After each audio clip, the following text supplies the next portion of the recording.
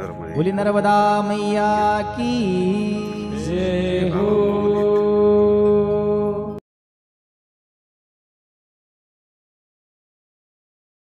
या इकडे जाऊ महाराज की जय।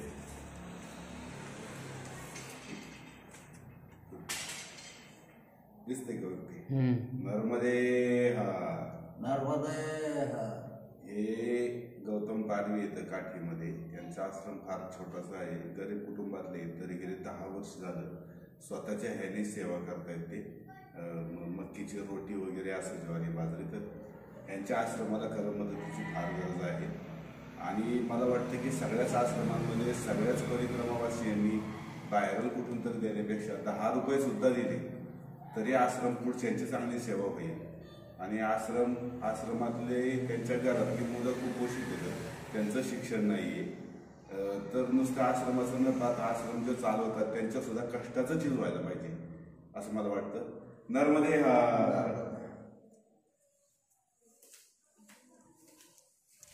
काय केलं काय माहिती। नर्मदे हार, नर्मदे हर भगवान।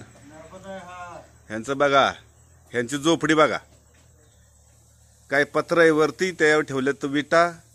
आणि बघा हे नर्मदा परिक्रमावासी यांची खूप सेवा करतात। हे काय आहे?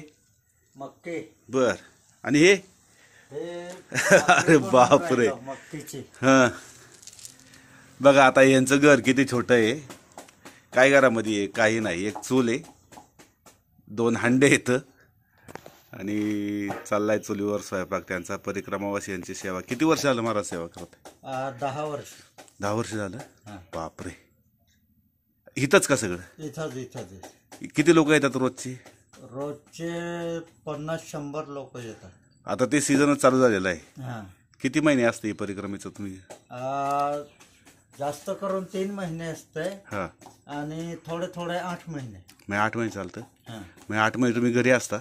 घरीच असतं, काही रोजगार बी होत नाही आम्हाला। हो ना, सेवा, फक्त सेवा। बर, हे सगळं कुठून तुम्हाला नर्मदा मायाची कशी इच्छा झाली सेवा करायची? बाबाजी कसं आहे, उपाशी पोटे लोक येतात, तर त्यांना आपण बघू शकत नाही उपाशी पोटे जे, कारण आपल्याच पोटात जेव्हा भूक लागते तेव्हा आपल्याला काय इजा होते ती आम्हाला कळतं। बरोबर आहे। तुम्ही तेव्हापासून सेवा करताय? 10 वर्ष झाली? 10 वर्ष झाली। बाबा बाबा बाबा। मग तुमच्याकडे काय असतं? मक्की आणि काय काय आहे? मक्की, ज्वारी। बर।